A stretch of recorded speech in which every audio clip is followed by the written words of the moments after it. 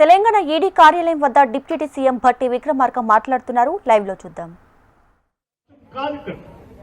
ఈ దేశంలో ఉన్నటువంటి సమాజం కోసం, ఈ సమాజ అభివృద్ధి కోసం, ప్రజాస్వామ్యాన్ని నిలబెట్టడం కోసం నిరంతరం పోరాటం చేసేటువంటి కాంగ్రెస్ పార్టీ ఈరోజు దేశవ్యాప్తంగా నరేంద్ర మోడీ నాయకత్వంలో భారతీయ పార్టీ చేస్తున్నటువంటి తప్పిదాల్ని ప్రపంచానికి తెలియజెప్పడం కోసమే దేశవ్యాప్తంగా ఇటువంటి నిరసన కార్యక్రమాలు చేస్తాం. ఇక మూడో అంశం నేషనల్ హెరాల్డ్ సంబంధించినటువంటి కార్యక్రమం. మిత్రులను ఒక్కసారి ఆలోచన చేయండి.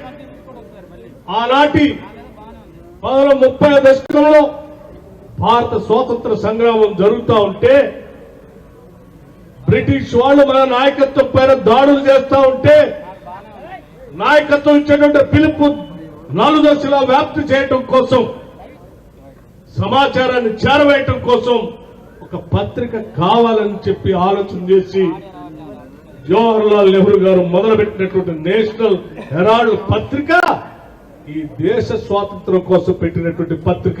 ఇది ఎవరో వ్యక్తిగతమైనటువంటి అవసరాల కోసం పెట్టినటువంటి పత్రిక కాదు.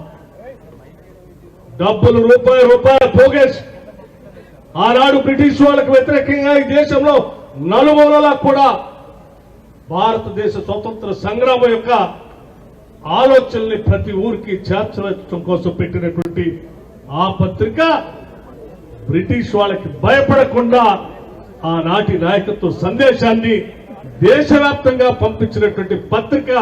ఆ పత్రికే నేషనల్ హెరాల్డ్ పత్రిక. ఆనాడు బ్రిటిష్ వాళ్ళకి భయపడకుండా మన నాయకత్వం ఇచ్చినటువంటి సందేశాన్ని నలుదిశలా వ్యాప్తి చేసినటువంటి హెరాల్డ్ పేపర్ కూడా భయపడుతుందని వాళ్ళు ఆలోచన చేస్తే పొరపాటు నేను ఈ సందర్భం చెప్పదలుచు.